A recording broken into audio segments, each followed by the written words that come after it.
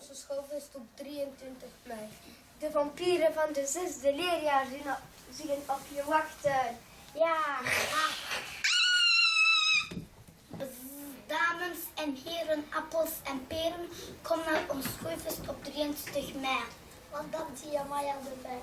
De beste peutermeisjes van de hele bijeenkomst zullen voor u dansen.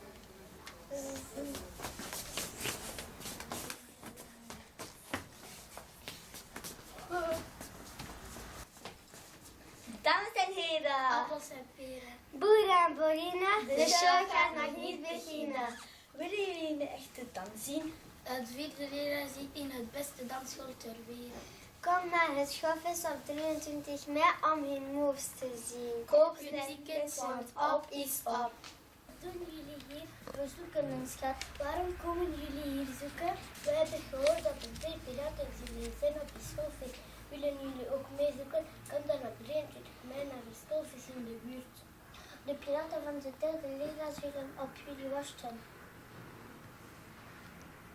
Lieve mensen, graag uw aandacht. De allermooiste vogels van de wereld kan je zien bij het 5e leerjaar. Het gaat een schitterende dans zijn. Mis deze dans niet. Ja.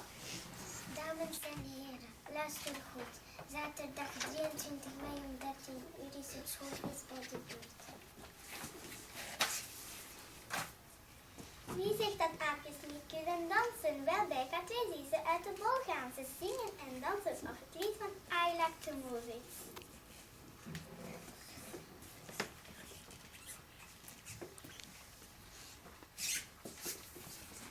Koop nu je ticket. Het kost maar €2. Dank u voor uw aandacht.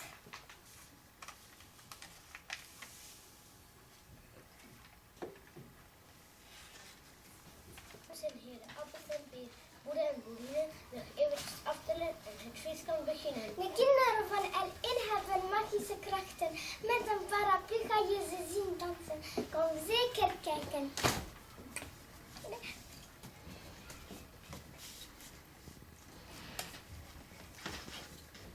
Aandacht, aandacht. Binnenkort hebben we schoolfeest. In K3 zijn er veel megamindis en megatobis. Het wordt een stoer dansje. De 3e kleuterklas verwacht jullie op zaterdag 23 mei, dus ook man bij. Wahaha, ik heb een lekkere appel voor Sneeuwwitje. Heel, heel, heel. Hé, de heks. Zullen Sneeuwwitje beschermen. Waar zijn de andere dwergen? De kinderen van juf Kim zullen me helpen. Als je dat wil zien, koop snel je tickets voor het schoolfeest op 23 mei.